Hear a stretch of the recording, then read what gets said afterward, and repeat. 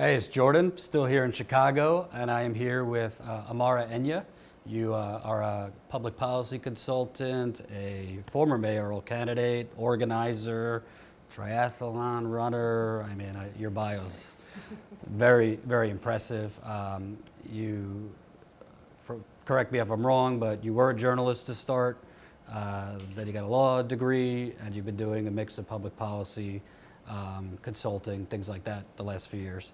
And we're here in Chicago just because we feel there's a quiet, really crisis that's been going on here for a while that doesn't get any coverage in this 24/7 Trump hysteria.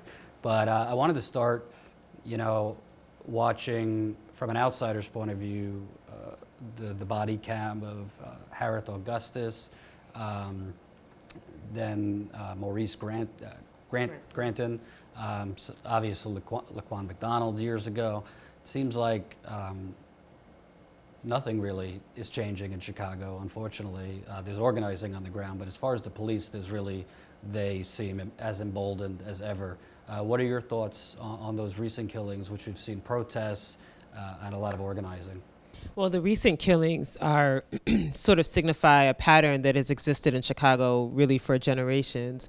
What we're seeing now is the manifestation of a lack of the will to implement the reforms that the community has said that they want. So this isn't the first time that people have called for transparency or for oversight or for accountability from the police. What's happening is in this day and age where you can actually see video, so people are actually being able to see someone getting shot by the police, that it's really creating the sense that this has been brewing in the city for years. Generations have had incidents with misconduct with police. We had the John Burge torture trials where the city had to pay reparations because of that. And yet there is still resistance to true reform of the police district. And for that, we're seeing the continued shooting and killing, or shooting in many instances, of individuals. And we're seeing the city continuing to pay hundreds of millions of dollars on the basis of police misconduct lawsuits. So it's costing us financially, and it's also costing us morally. I was going to say that, I was live earlier, and I actually thought I made a mistake when I was like, Chicago has spent over half a billion just on police settlements. I mean, the amount of money that could be invested. Obviously, I think families doesn't bring back your child, but at least they can get some money. But it's just staggering. And like the Justice Department obviously released their report last year, but it seems like the Mayor Emanuel here, who in my view is a Democrat only in name, and the Fraternal Order of Police, it seems like they're all kind of reinforcing each other to give a lot of lip service without action. Yes, I mean, the number is astounding. So it's about $700 million that we're paying just in the lawsuits alone.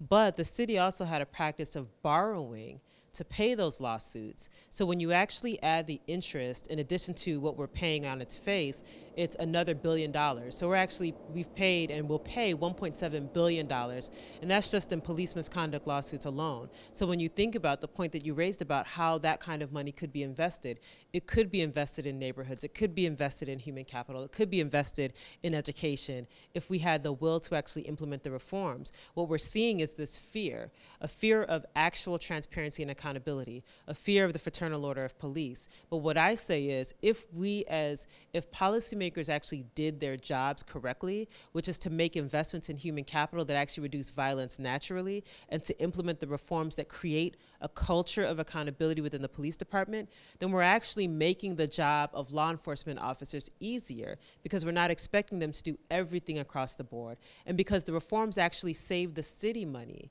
right? Which is something that we're not talking about enough. So it's festered for this long, and that's how we're continuing to pay both a financial price and a moral price. And it's just like, forget politics, but you watch them, Maurice Granton in particular. He's climbing a fence. A lot of people run from police because they think they're going to kill him. And they shot him from the back. And then I believe several times while he was already down. And then they're rounding up people who understandably are upset, screaming. and it seems like we see it in St. We were actually arrested in St. Louis covering protests last year, but you see it. The police kind of fall in line and try to cover each other and this and that. But what are the incentives here? Because it seems like it's a mix of the gentrification and real focus on beautifying, a 10 to 15 block radius.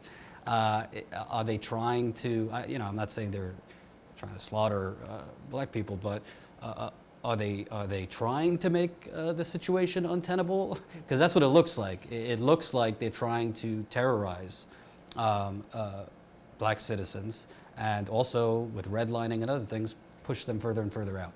Well, the fact is, no matter how we feel about leadership in the city has lost 250,000 black residents over the span of just 15 years. We are one of the only, if not the only city that is losing population every single year, whereas other cities, our contemporaries, your New Yorks, your LAs, they're actually growing. So regardless of how we feel about leadership, the population of Black Chicago has declined precipitously, and that can be directly linked to what we see happening in the neighborhoods. Chief of that is the lack of investment in those neighborhoods. We talk about violence as though it's a public safety issue, but it's really an investment issue if we're going to get to the root causes of violence. That means investing in schools, it means investing in infrastructure, it means investing in an economy that is inclusive, where people can live, work, and play in their neighborhoods. If we do not create those conditions, then it should be no surprise why people are moving out of the city. The data shows that the city is becoming smaller and whiter. So we're attracting more affluent residents who are moving to the places where we are investing, which is around the downtown core. Whereas in the neighborhoods, we're experiencing this exodus of population. And the conditions that exist in many of these communities that have significant police presence, where they're witnessing individuals who may be running but are getting shot in the back. Or you have the situation with Laquan McDonald, a teenager who was shot 16 times by a police officer. And they're seeing that, and it's sending a message about who is valued in the city and who isn't, and whether we are truly willing to address the challenges that we face, or if we're more interested in just making it to the next election cycle and hoping that the cover is not pulled off too much about what's happening in Chicago. That's what's been happening here. And like when I think machine politics, like I think Chicago,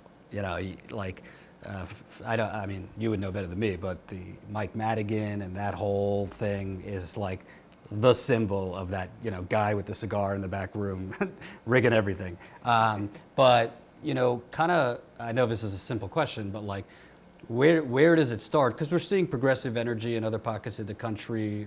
Obviously, Alexandria Ocasio-Cortez was just victorious. That's the Bronx. She was up against entrenched money in Congress. But Rahm Emanuel was the chief of staff to President Obama. He is well connected, not just in Chicago, but around the political establishment. You ran against him in 2014. He obviously wants to be reelected this go around this year.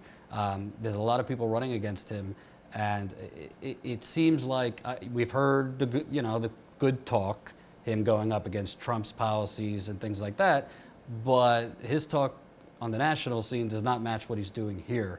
How do you fight against, peacefully, how do you fight against a mayor who is essentially acting like a right-wing Republican? Well, that's the thing. The irony about Chicago is that it is a Democratic city and a Democratic stronghold. The question is, what does that mean? What does that mean when neighborhoods are crumbling, when we actually ignore entire populations of people, when our investments are inequitable by every measure? And so people are beginning to question, what does it look like to actually have the policies that reflect our values? And quite frankly, that is how people should be voting. What are our values, and who best represents our values in those positions of leadership? And so you're seeing that anti-establishment sentiment spreading across the country, because for so long people have been led to believe that their allegiance to a machine or even to a party will generate outcomes for them. But what they're experiencing is that we've been have had allegiance to a particular party but I'm seeing my neighbors getting pushed out, or I'm seeing my school is being closed, or I'm seeing that I'm not getting what I pay in tax dollars. I don't think that I'm getting the benefit of that, but I am seeing that those who have money or political clout are getting what they need. And we all want essentially the same things, a high quality of life, but our power structure in our city does not treat people as though they are equally valuable or valued, and our investment follows that same philosophy. So in the city of Chicago, it's just another front in, to me, what's happening across the country. That people are saying, look, the status quo has not worked. The status quo of machine politics has run its course. It has left far too many people out, and we need the alternative. But the key for us is to articulate what that alternative is based upon those who are on the ground, who've been organizing in communities. That vision that people have about what they want for their lives is our responsibility. So it's not for us to now come in to sort of foist what we want on people. If you've been an organizer, you know that the people know what they need, and they will articulate it. And our job is to make sure that they are empowered with whatever necessary to push so that leadership actually reflects their values. And I think that's the challenge that we're facing now.